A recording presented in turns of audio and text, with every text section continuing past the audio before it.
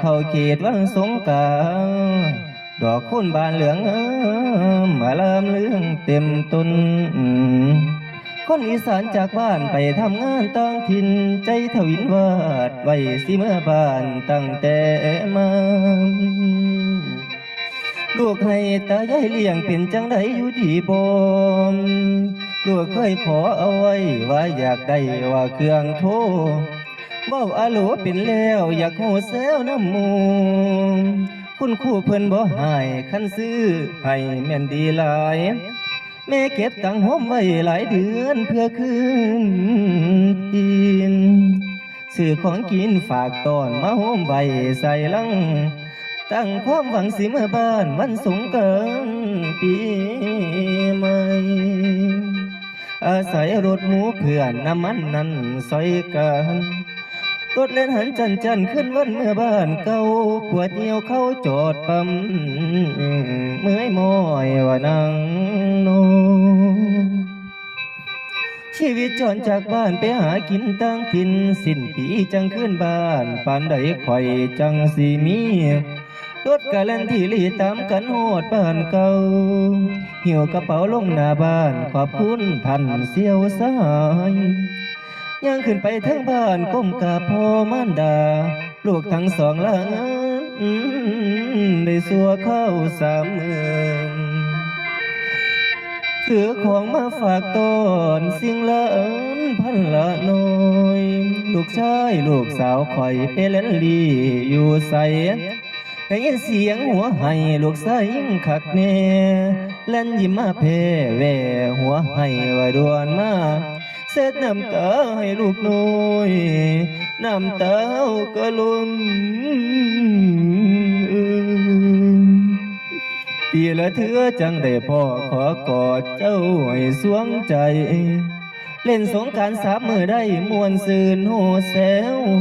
หมู่แถวใดก็มาโฮมถามหากันโหดน้ำย้ำสงการจังได้พ่อ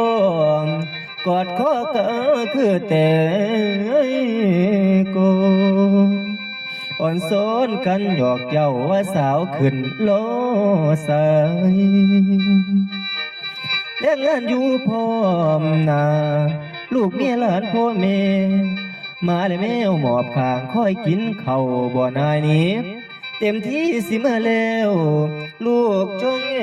วให้เอวขอไปน้ำอยู่บ่แล้วดึงหน้าแม่นจองหลังน้ำตาเพิ่งอาบแก้มเนมน้ำคูบาดบ่อยากพัดผ้าขางเอินนั่นพันจองน้ำความจำเป็นต้องหาเลี้ยงเพียงพบกันปีละทีพอต้องเมื่อแล้วลูกลาปีหน้าพอสิมาถึงเวลาจากแล้วก้มกราบพ่อมันเดิมฝากแก้วตาดวงใจให้ดูแลในเดือนพันไปทำงานหาเงินใดสิส่งมาให้พ่อแม่ข้าดูแลหลานหน่อยสุมมูกคอยสิส่งมาจากบ้านนาเขางานใดโรงงานเดิมมอง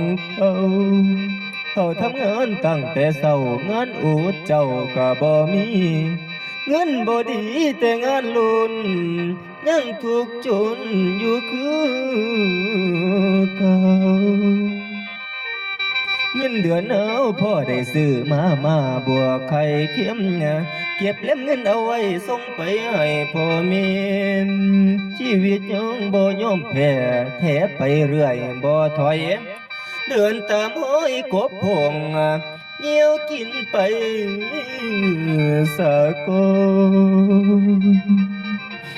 ตอนฝนมาออกจากเบากินแมงเมาให้อิ่มพี่โอ้ยละนึง